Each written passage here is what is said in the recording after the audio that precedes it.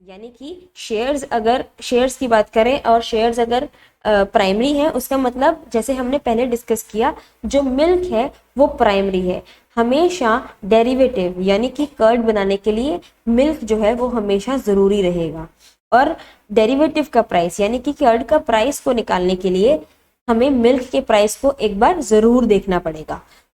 आप अब देख सकते हैं कि डेरिवेटिव्स जो है वो डिपेंडेंसी के ऊपर कितना वर्क करते हैं। इनका सारा जो मैकेनिज्म होता है वो डिपेंडेंसी के साथ ही रहता है। अब अगला जो हमारा पॉइंट है, डिफरेंस है, that is risk limited within the company and unable to. Hello students, welcome to Nifty technical. तो जैसे कि हमारी जो सीरीज है उसमें अब हम थोड़ा सा टेक्निकली और चीज़ें जो है, जो टेक्निकली बहुत ज़्यादा इम्पॉर्टेंट है, उन चीज़ों के उस पड़ाव पर पहुंच चुके हैं।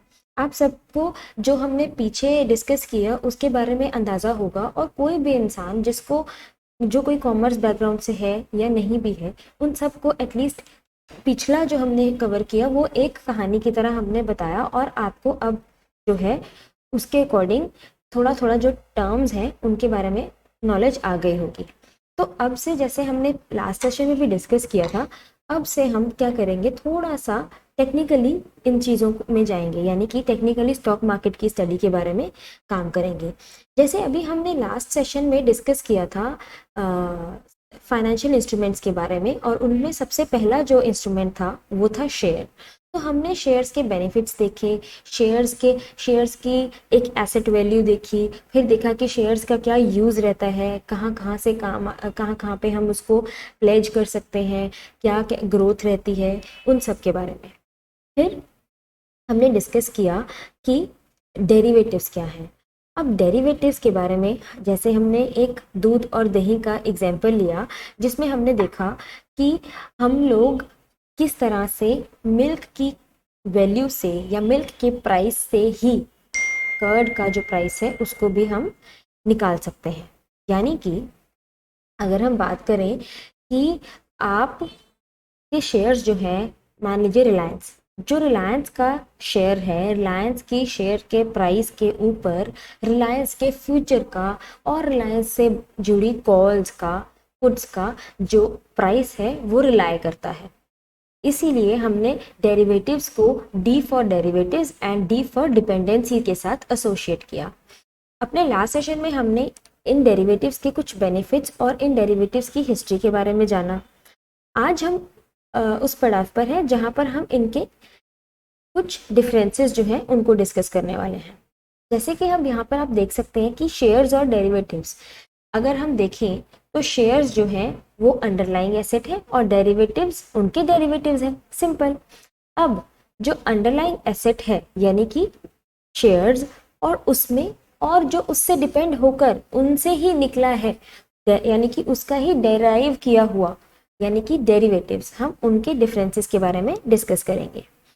Shares are assets. हम सबको पता है जो शेयर्स होते हैं वो एसेट्स होते हैं। हमारे पास जो शेयर्स रहते हैं वो एसेट की तरह यूज होते हैं। आज हमने कुछ शेयर्स में पैसा लगाया, कुछ साल बाद हम उसको निकाल सकते हैं, तो वो जो शेयर्स हैं उनका प्राइस, जैसे मार्केट में उस शेयर का प्राइस बढ़ेगा वैसे हमारे उन शेयर्स का प्राइस बढ़ता जाएगा। तो शेयर्स को हमेशा कंसिडर किया गया है कि वो एसेट है एक पर्सन के लिए, क्योंकि हम उसमें पैसा इन्वेस्ट करते हैं और वो पैसा ग्रो करता है। तो हमने शेयर्स की बेनिफिट्स में भी पढ़ा कि कैपिटल ग्रोथ के लिए काम आता है, तो हम एसेट को हमेशा इस तरह से ही कंसिडर करते हैं। फिर हम डिस्कस करेंगे डेरिवेटिव्स। अब क्या है डेरिवेटिव? क्या है? एक कॉन्ट्रैक्ट है, यानी कि एक नक्की करने का एक कागज, जिस पर ये लिखा है कि इस तारीख से पहले पहले तुम इसको बाय या सेल जो भी आप कर रहे हैं उसको निपटा लेना। यानी कि ये सिर्फ, जैसे हमने लास्ट सेशन में पढ़ा, ये सिर्फ एक कॉन्ट्रैक्ट है, एक पीस ऑफ पेपर है। अब हम जो कॉन्ट्रैक्ट करते हैं, बेशक वो कॉन्ट्रैक्ट उस शेयर प्राइस के बिहाफ पर ही होगा। मान लीजिए ये जो कॉन्ट्रैक्ट है वो रिलायंस का कॉन्ट्रैक्ट है, तो रिलायंस के कॉन्ट्रैक्ट में जो भी प्राइस लिखा जाएगा वो रिलायंस के शेयर के प्राइस से ही आएगा। लेकिन कॉन्ट्रैक्ट जो है वो एक एसेट नहीं है, वो सिर्फ एक आपके साथ डेरिवेटिव जो है वो एक आपके साथ कॉन्ट्रैक्ट है जिसकी एक एक्सपायरी होती है और जिसको हम सिर्फ टाइमली ही यूज़ कर सकते हैं, उसमें हम उसको लॉन्ग टर्म के लिए यूज़ नहीं कर सकते। जैसे हम शेयर्स को बहुत टाइम के लिए कैरी करके रख सकते हैं, डेरिवेटिव्स उस बोनस के साथ हमें नहीं मिलते हैं। डेरिवेटिव्स की एक एक्सपायरी रहती है जिसके साथ हम उन्हें टाइम टू टाइम रिवाइव करते हैं और अपने आप को और नए कॉन्ट्रैक्ट में डालते हैं और पिछले कॉन्ट्रैक्ट से निकालते हैं। तो इसलिए शेयर्स और डेरिवेटिव्स में ये बहुत बड़ा डिफरेंस है। फिर हम डिस्कस करेंगे shares are primary and derivatives are secondary. देखिए, कंपनी की ग्रोथ, कंपनी की उसकी उनके प्रोजेक्ट्स, कंपनी की वर्किंग, कंपनी के ऑपरेशंस, ये सब शेयर की के प्राइस को, शेयर की वैल्यू को इम्पैक्ट करते हैं। तो इसलिए हम कहते हैं जो शेयर्स हैं वो डायरेक्ट कंपनी से निकल कर आते हैं, इसलिए वो प्राइमरी होते हैं। लेकिन अगर आप डेरिवेटिव्स की बात करो तो डेरिवेटिव्स कंपनी से नहीं, डेरिवेटिव्स कंपनी के शेयर से निकल कर आते हैं। इसका मतलब जो डेरिवेटिव्स हैं वो सेकेंडरी हो गए। तो शेयर्स की जो वैल्यू है वो शेयर्स की वैल्यू जो है, शेयर प्राइस जो है वो कंपनी की वर्किंग से निकल कर आता है, जबकि जो हमारे डेरिवेटिव्स है उनका जो प्राइस है वो शेयर्स से निकल कर आता है। और कभी भी डेरिवेटिव्स को देखकर शेयर के प्राइस पे इम्पैक्ट नहीं आता, लेकिन शेयर के प्राइस को देखकर, शेयर के कंपनी की वर्किंग को देखकर शेयर्स के ऊपर इम्पैक्ट आता है एंड शेयर्स के ऊपर इम्पैक्ट आने के साथ साथ ही डेरिवेटिव्स के ऊपर भी इम्पैक्ट आता है। तो इसलिए शेयर्स को हम प्राइमरी बोलते हैं और डेरिवेटिव्स को हम सेकेंडरी कहते हैं। मूविंग ऑन, अब हम डिस्कस करेंगे कि risk limited within the company and unable to stop. Risks are diversified through speculation, arbitrages and hedging।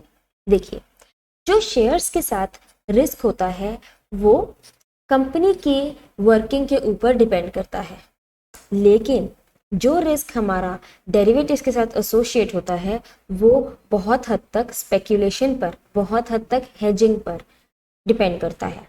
हमने अपने लास्ट सेशंस में स्पेकुलेशन के बारे में जाना था, जिसमें हमने उसका मतलब बताया कि अनुमान लगाना। दूसरी तरफ अगर हम हेजिंग की बात करें तो हेजिंग का मतलब होता है एक दूसरे के साथ रिस्क को कवर करना।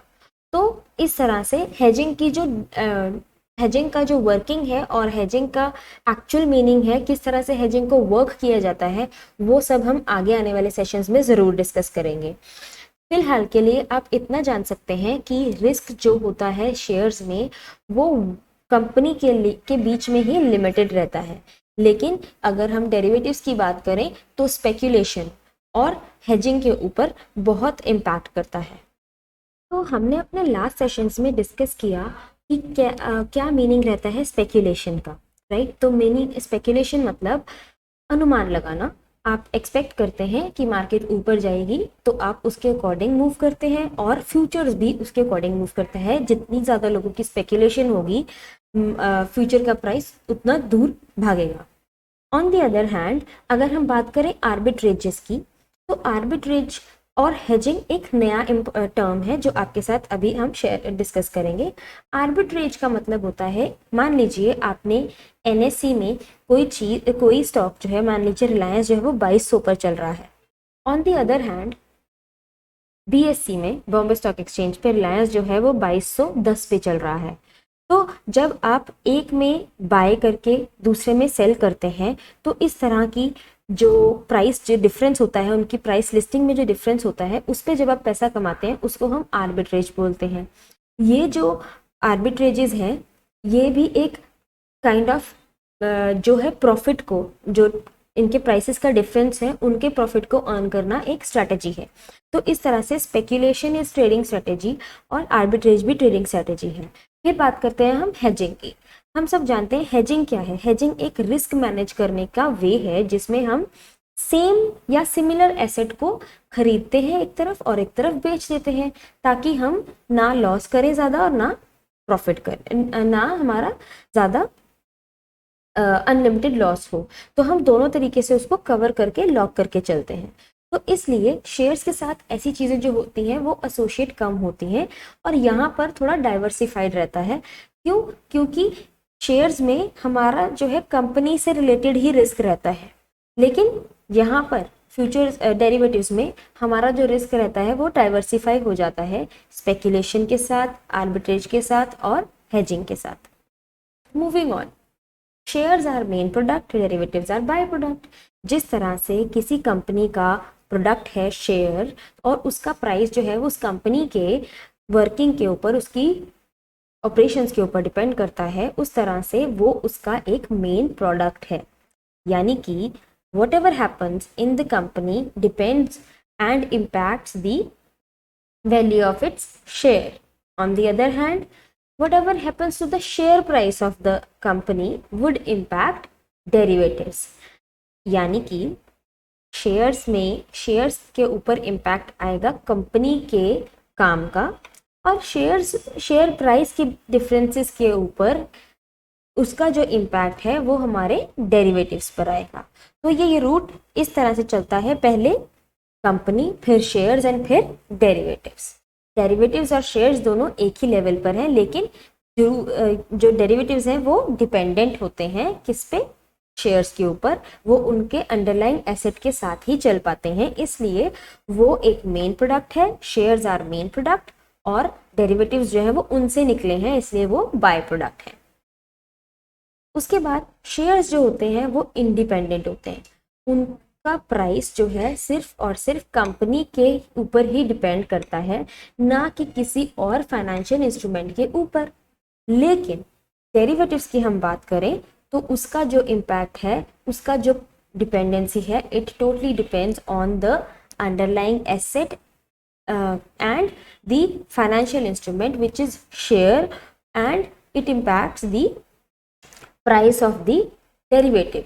इसका मतलब अगर आपके डेरिवेटिव का प्राइस जो है वो डिपेंड करता है शेयर्स के ऊपर, तो शेयर्स जो है वो इंडिपेंडेंट हैं, और जो डेरिवेटिव्स हैं वो टोटली डिपेंडेंट हैं। डेरिवेटिव्स की मूवमेंट, डेरिवेटिव्स का जो प्राइस है वो शेयर्स के प्राइस के ऊपर डिपेंड करता है।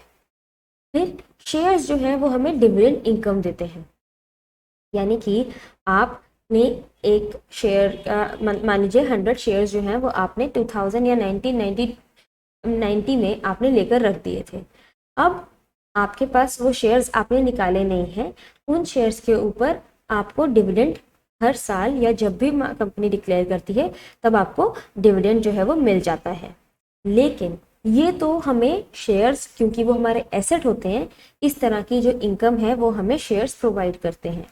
लेकिन आपके पास अगर डेरिवेटिव्स है, सबसे पहले तो डेरिवेटिव्स इतने लॉन्ग टर्म के लिए आप कैरी नहीं कर सकते।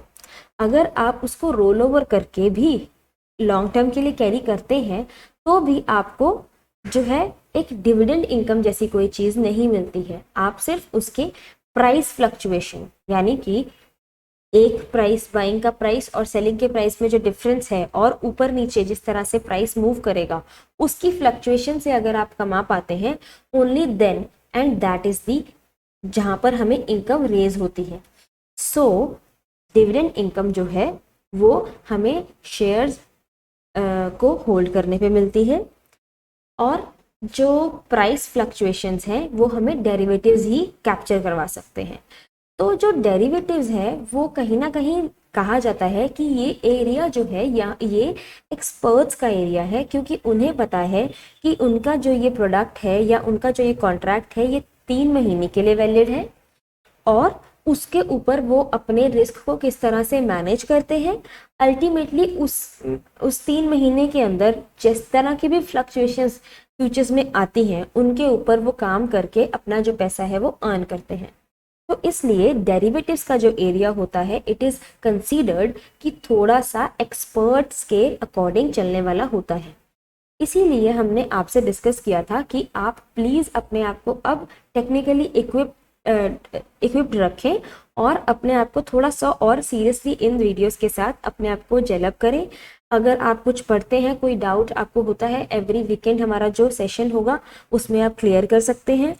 साथ में ये जो अब हम कोर तरीके से हम जो पढ़ने वाले हैं, बेसिक से थोड़ा सा एडवांस की तरफ चलेंगे, तो ये बहुत इंपॉर्टेंट चीज़ें हैं जो हम आगे चलकर हमें हमारी वर्किंग में बहुत यूज़ होने वाली है।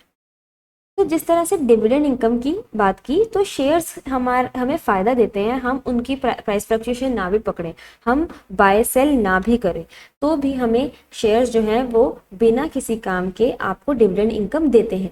जिस तरह से हमने लास्ट उसमें मनी मैनेजमेंट के अपने टॉपिक में शेयर किया था कि जेम्स क्विंसी और वॉरेन बफे, जेम्स क्विंसी जो है वो सीईओ थे, सीईओ हैं कोका कोला के, और जो वॉरेन बफे हैं he is just an investor. लेकिन जो जेम्स क्विंसी हैं उनके पास शेयर्स नहीं है, इसलिए उनकी जो इनकम है वो उनकी सैलरी है। लेकिन जो वॉरेन बफे हैं, क्योंकि उन्होंने शेयर्स के बीच में इन्वेस्ट किया हुआ है, तो उनकी जो डिविडेंड इनकम है या उनकी जो ग्रोथ है, कैपिटल की ग्रोथ है, वो उससे पैसा कमाते रहते हैं, इवन नॉट डूइंग एनीथिंग। लेकिन दूसरी तरफ आप सारा टाइम काम करते हैं, जेम्स क्विंसी जी की बात कर रहे हैं, तो उसमें ये जो आपको इक्विटी का और शेयर्स का जो फायदा होता है वो नहीं मिल पाता है। तो इसलिए शेयर्स एक ऐसी चीज है, बिना टाइम डिवोट किए भी आपकी कैपिटल को ग्रो कर सकती है और आपको एक इनकम डिविडेंड के रूप में दे सकती है। डेरिवेटिव्स के एरिया में हम प्राइस फ्लक्चुएशंस के लिए काम करते हैं, विच इज क्वाइट, वहाँ पर हम डिस्कस कर सकते हैं कि ये एक्सपर्ट्स का ही काम होता है, इसीलिए आप एक्सपर्ट की एडवाइस के साथ इन सब चीज़ों में डील कर सकते हैं एंड ट्रेडिंग में एसोशिएट कर सकते हैं। देन अगर हम बात करें शेयर्स की, तो शेयर्स किसी एक्सपायरी के साथ नहीं आते हैं।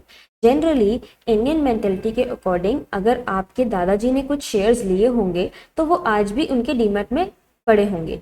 हम इस इंटेंशन से ज़रूर लेते हैं कि हमारे आने वाले टाइम में इसका काम आएगा और हम उसको बेचते नहीं हैं। इवन कि बहुत लोग अपने ग्रैंड सन के लिए इन सब चीज़ों में इन्वेस्ट करते हैं, क्योंकि हम हमेशा जानते हैं कि चाहे आप जिस भी कंडीशन से निकलें, चाहे किस तरह की भी क्राइसिस रहे हों, लॉन्ग टर्म में मार्केट हमेशा ही अच्छा ग्रोथ देती है। इसलिए शेयर्स को होल्ड करके उनकी शेयर्स में ये फ़ायदा ज़रूर है कि उनकी कोई एक्सपायरी नहीं होती। लेकिन हमारे जो डेरिवेटिव्स हैं उनकी एक्सपायरी होती है every last Thursday of any month. Her month का लास्ट थर्सडे कंसीडर किया जाता है कि डेरिवेटिव्स की एक्सपायरी है। तो जो भी करंट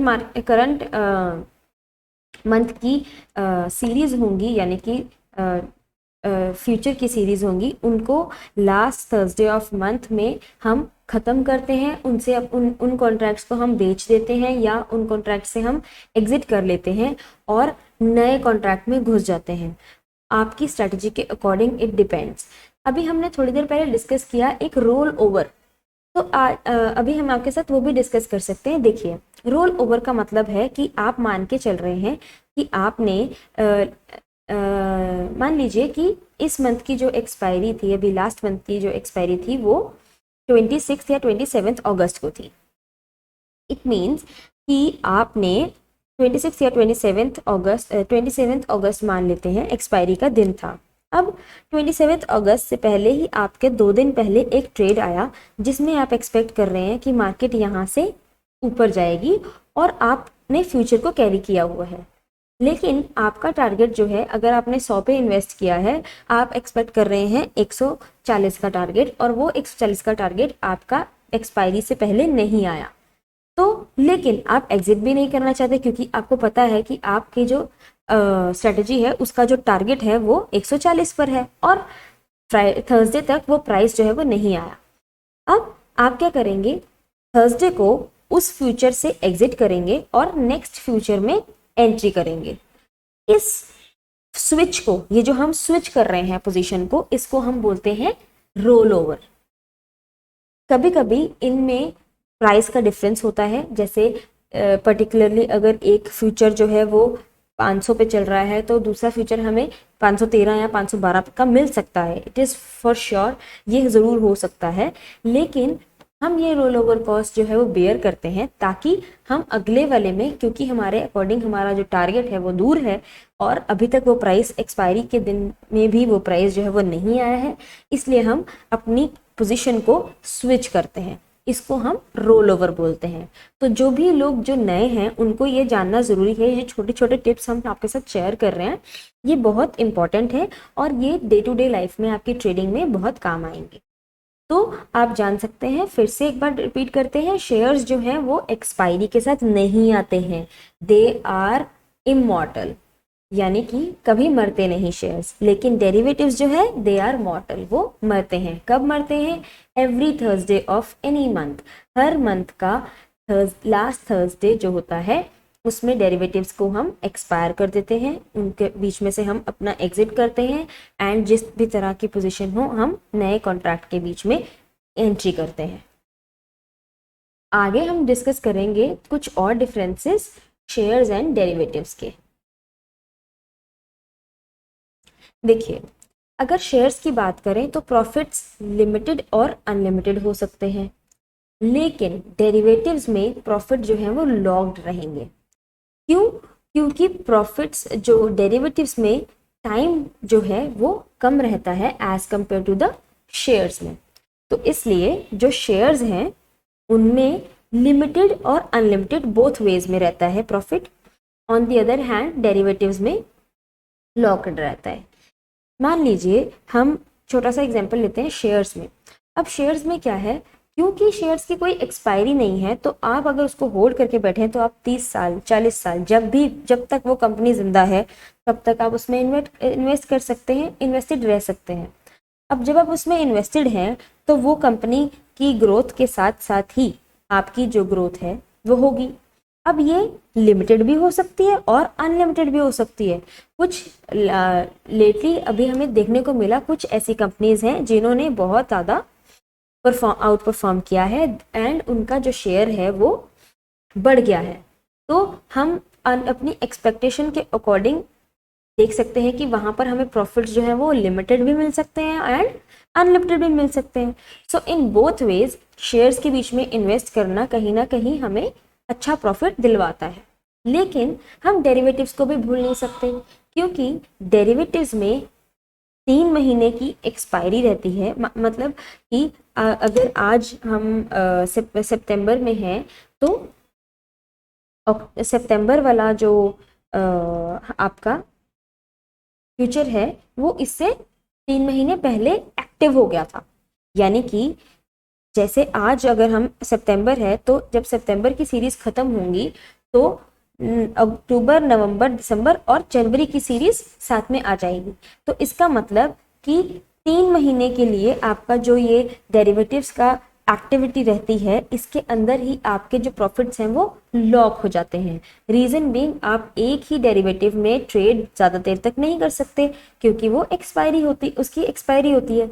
इसलिए आपके जो प्रॉफिट्स होते हैं वो भी कुछ हद तक लॉक और लिमिटेड रहते हैं। लेकिन शेयर्स में हमारे जो ये प्रॉफिट्स हैं वो अनलिमिटेड हो जाते हैं। सो इन दिस वे, क्योंकि एक्सपायरी का इम्पैक्ट पड़ता है, मतलब टाइम का ग्लिच नहीं है, तो शेयर्स में हम लिमिटेड और अनलिमिटेड दोनों का मजा ले सकते हैं। लेकिन डेरिवेटिव्स में हमारे जो प्रॉफिट्स हैं दे आर लॉक्ड, बिकॉज हम उसको एग्जिट कर देते हैं और नए उसमें शिफ्ट कर जाते हैं, स्विच कर लेते हैं। इसलिए डेरिवेटिव में जो प्रॉफिट्स रहते हैं दे आर लॉक्ड। जैसे कि जो शेयर्स हैं उनकी जो वैल्यू है वो हम मार्केट कंडीशंस, यानी कि कंपनी की जो मार्केट उस पॉइंट ऑफ टाइम पे मार्केट कंडीशन है, मार्केट वैल्यू है, हम वहाँ से शेयर्स की जो वैल्यू है वो डिराइव करते हैं। जैसे हमने जाना कि there is a lot more, like पूरा एक प्रोसेस है जो हम यूज़ करते हैं ताकि हम फंडामेंटल एनालिसिस के अकॉर्डिंग उसका कुछ इंट्रिंसिक वैल्यू निकाल सकें। उस तरीके से जो शेयर्स हैं उनकी जो वैल्यू होती है वो हम कंपनी की उस पॉइंट ऑफ टाइम पर मार्केट कंडीशन क्या है, मार्केट में उसका कितना गुडविल है, क्या उसका शेयर है, किस तरह से उसकी जो एक्टिविटी है और क्या प्रोडक्ट्स वो सर्व कर रही है, किस तरह से क्वालिटी है, क्या क्वांटिटी है, ये सब डिपेंड करके इन सब चीज़ों के ऊपर वर्क करके हम शेयर की जो वैल्यू को उसको डिराइव करते हैं। तो अगर हम शेयर की वैल्यू को डिराइव करते हैं तो it takes a long procedure, and वो शेयर की जो वैल्यू है वो टोटली डिपेंड करती है मार्केट कंडीशंस के ऊपर, किसके, कंपनी की। तो शेयर्स जो है, तभी हमने कहा कि शेयर्स डायरेक्टली कॉन्टैक्ट में होते हैं किसके साथ, अपनी कंपनी के साथ। लेकिन डेरिवेटिव्स की बात करें, derivatives it's value from the movement performance of one और मोर अंडरलाइंग एसेट्स। कहने का भाव कि यहाँ पर जो डेरिवेटिव्स हैं इनकी जो वैल्यू है वो हमें कहाँ से मिलती है, जो भी इस शेयर के प्राइस मूवमेंट में परफॉर्मेंस रहेगा, और सिर्फ एक नहीं, इसमें एक से ज़्यादा भी हो सकते हैं। जैसे अगर हम एग्जाम्पल लें निफ्टी 50 का, तो निफ्टी 50 स्पॉट पे 50 कंपनीज के टॉप मोस्ट 50 कंपनीज के बारे में उसमें उसका शेयर है। तो निफ्टी 50 की जो पोजीशन है या निफ्टी 50 का जो परफॉर्मेंस है वो डिपेंड करती है अलग अलग उन कंपनीज की परफॉर्मेंस के ऊपर, एक एवरेज। बट जो उसके फ्यूचर्स हैं, यानी कि निफ्टी फ्यूचर्स हैं, जैसे Nifty future, Nifty September future, October future, December future, November future, they all are dependent on the working of the nifty spot। तो आप देख सकते हैं निफ्टी स्पॉट जो है उसकी वर्किंग, उसकी परफॉर्मेंस किस पे डिपेंड करती है, उसका प्राइस किस पे डिपेंड करता है, बहुत सारी कंपनीज, 50 कंपनीज जो उसके अंदर हैं उनकी मूवमेंट, प्राइस मूवमेंट, उनकी एक्चुअली वर्किंग और मूवमेंट पे, और उनकी मार्केट वैल्यू पे। लेकिन जो हमारे पास उनके फ्यूचर है, यानी कि निफ्टी का फ्यूचर, ये कोई भी फ्यूचर लगा सकते हैं, सितंबर, अक्टूबर, नवंबर, उनकी जो वैल्यू है वो एक्चुअली डिपेंड करेगी जो भी निफ्टी स्पॉट का प्राइस होगा, निफ्टी स्पॉट की जो मूवमेंट, प्राइस मूवमेंट रहेगी, उसके बेसिस पर हमारे डेरिवेटिव्स की वैल्यू जो है वो रिलाई करती है। तो इसलिए ये, जिस तरह से हमने पहले डिस्कस किया, ये एक रूट है। डेराइव शेयर्स जो हैं वो अपनी वैल्यू ड्राइव करते हैं मार्केट कंडीशंस से, और डेरिवेटिव्स जो हैं वो अपनी वैल्यू डेराइव करते हैं जो भी शेयर्स की परफॉर्मेंस है, यानी कि उनकी प्राइस और मार्केट फ्लक्चुएशन परफॉर्मेंस के बारे में। तो ये ज़रूरी नहीं कि एक ही शेयर, एक ही अंडरलाइंग एसेट हो। इट में हैपन कि आपके पास कुछ ज़्यादा नंबर ऑफ जो एसेट्स हैं वो अंडरलाइंग एसेट्स हो सकते हैं, एंड उनके साथ हम जो है फ्यूचर्स की एक वैल्यू जो है वो डिराइव कर सकते हैं, निकाल सकते हैं। Moving on, generally long term 1 year होता है, शॉर्ट टर्म 3 मंथ होता है। ये एक सिंपल, एक जनरल उन्होंने आपके सामने एक डिफरेंस दिया है कि शेयर्स को हम डिस्कस कर सकते हैं कि वो 1 ईयर के टाइम फ्रेम या 2 ईयर्स के टाइम फ्रेम, वैसे तो इनका जो टाइम होता है वो जनरली ज़्यादा ही होता है, लेकिन जो अगर शेयर्स में कंसिडर किया जाए तो 1 साल लॉन्ग टर्म कहलाता है, और वहीं ये जो है शॉर्ट टर्म के लिए होते हैं डेरिवेटिव्स। और जैसे हमने डिस्कस किया 3 मंथ्स, करंट मंथ वाला करंट के लिए वैलिड रहेगा, लेकिन ये करंट मंथ वाला 3 मंथ्स पहले आया था।